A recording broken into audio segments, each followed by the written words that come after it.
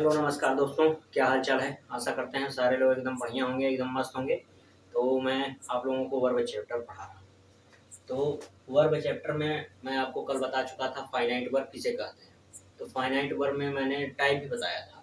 तो finite verb में आपको मैंने बताया था ट्रांसिटिव, इंट्रांसिटिव, लिंकिंग और एक ऑक्सिलरी भी बताया था। ठीक, तो यहाँ पर ट्रांसिटिव वर्ब के बारे में आज मैं चर्चा करूंगा कि आखिर ट्रांसिटिव वर्ब होता क्या है। तो हमने फाइनाइट वर्ब पढ़ लिया है कि फाइनाइट वर्ब क्या होता है। आज चर्चा होती है कि ट्रांजिटिव वर्ब किसे कहते हैं, क्या होता है, आखिर कैसे पहचाना जाएगा यह। तो आइए देखते हैं।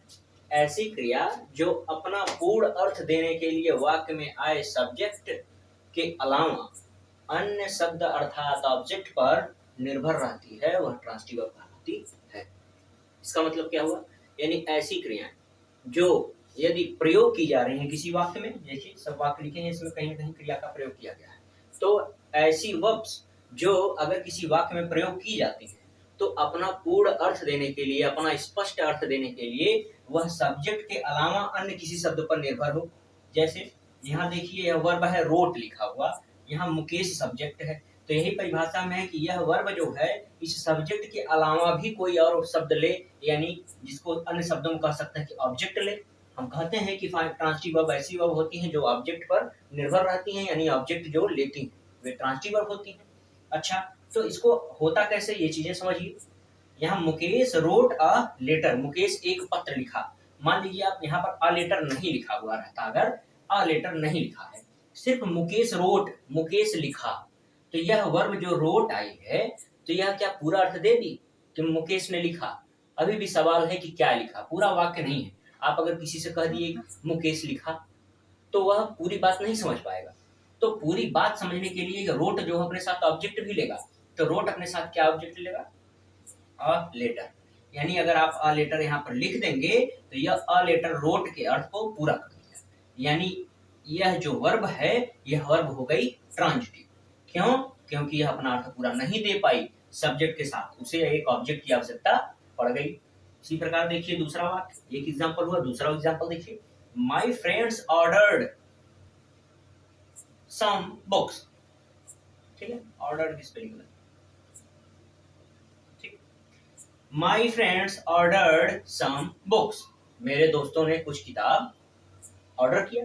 अच्छा, यहाँ पर देखिए मान लीजिए ऑर्डर्ड यह वर्ब है, इसके बाद यह जो वर्ड है इसको हटा दीजिए। ठीक, ये मान लीजिए कुछ है ही नहीं उसके बाद, सिर्फ कहिए कि मेरे दोस्तों ने ऑर्डर किया। तो क्या ऑर्डर किया मेरे दोस्तों ने, तो मेरे दोस्तों ने क्या ऑर्डर किया, अगर आप किसी से कह दीजिए कि मेरे दोस्त ने ऑर्डर किया तो वह पूरा बात समझ नहीं पाएगा कि क्या बात है। अगर समझना है पूरा तो उसके लिए आपको क्या है, ऑब्जेक्ट भी लगाइए, जो चीज उसने ऑर्डर किया है जो ऑब्जेक्ट लगा दीजिए कि my friends ordered some books, कुछ किताबें खरीदा। तो अगर यह वर्ब ऑब्जेक्ट का सहारा ले ली तो पूरा अर्थ दे दी। यानी यह जो वर्ब है यह कैसी वर्ब है, यह ट्रांजिटिव वर्ब है। यहाँ आइए अगला एग्जांपल देखते हैं। ही कॉल्ड मी, यह भी तो ऑब्जेक्ट है मी। आप जानते होंगे ऑब्जेक्ट दो प्रकार का होता है। ऑब्जेक्ट को मैंने कितने प्रकार पढ़ा है, ऑब्जेक्ट ऑब्जेक्ट दो है, एक क्या है डायरेक्ट है और एक क्या है इनडायरेक्ट है। यानी इनडायरेक्ट ऑब्जेक्ट क्या है, जो सजीवों को हो तो हम लोग कहते हैं इनडायरेक्ट ऑब्जेक्ट, और डायरेक्ट ऑब्जेक्ट किसको कहते हैं, जो निर्जीव वस्तु होती है उनको हम लोग डायरेक्ट में कहते हैं। बाकी उसको डिटेल में पढ़ा है, देख लीजिएगा। तो यहाँ पर क्या, ही कॉल्ड मी, कॉल्ड में मान लेते हैं यहाँ पर ही कॉल्ड सिर्फ कह दो, यहाँ ऑब्जेक्ट हटा दो। ही कॉल्ड वह बुलाया, किसे बुलाया, क्यों बुलाया, कुछ भी जवाब नहीं पता, सिर्फ कह दो किसी से जाकर वह बुलाया, तो नहीं पता चला। लेकिन यहाँ पर देखिए अगर आप किसी से कह रहे हैं कि वह मुझे बुलाया, तो यहाँ पूरी बात समझ में आ रही है आपको कि ऑब्जेक्ट लग गया तो कॉल्ड पूरा अर्थ दे रहा है। यानी यह जो कॉल्ड है कैसी वर्ब हो गई, ट्रांजिटिव वर्ब। इसी प्रकार आई ब्रिंग, मैं लाया, क्या लाए, यह जब तक नहीं लिखेंगे तब तक पूरी बात समझ में नहीं आएगी। ब्रिंग अकेला अपना नहीं दे पाएगा तो उसको चाहिए अ साइकिल, कोई एग्जांपल इसके साथ कोई ऑब्जेक्ट चाहिए, अ cycle. I bring a cycle for my brother, तो साइकिल जब तक नहीं कहेंगे, सिर्फ कह दीजिए I bring for my brother, मैं अपने भाई के लिए लाया, तो क्या लाया, कुछ नहीं पता चला। तो जब तक आप यह नहीं कहेंगे कि एक साइकिल लाए तब तक यह बात क्लियर नहीं होगी। इसी प्रकार आइए यहाँ पर देखिए अगला एग्जांपल।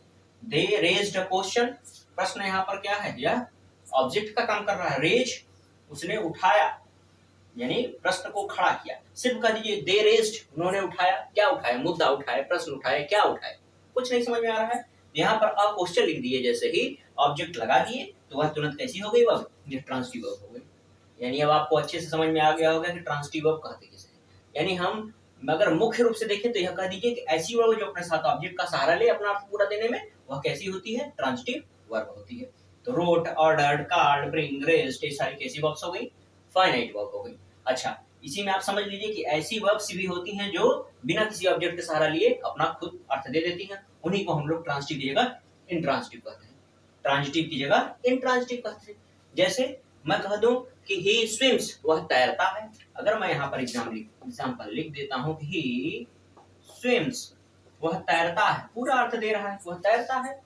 ठीक, आप कह दीजिए ही वीप्स, वह रोता है, पूरा अर्थ दे रहा है। ही लॉप्स, वह हंसता है, पूरा अर्थ दे रहा है।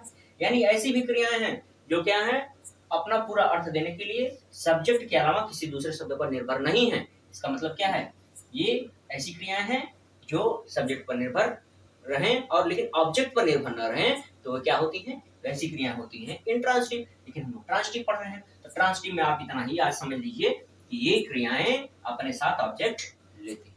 ठीक, आशा करते हैं समझ में आया होगा आपको अच्छे से, और भी प्रैक्टिस कर लीजिएगा अपने हिसाब से। बाकी हम अगले टॉपिक पर चलेंगे इन ट्रांजिटिव। ठीक, इन ट्रांजिटिव हम लोग कर पाएंगे। ठीक, धन्यवाद।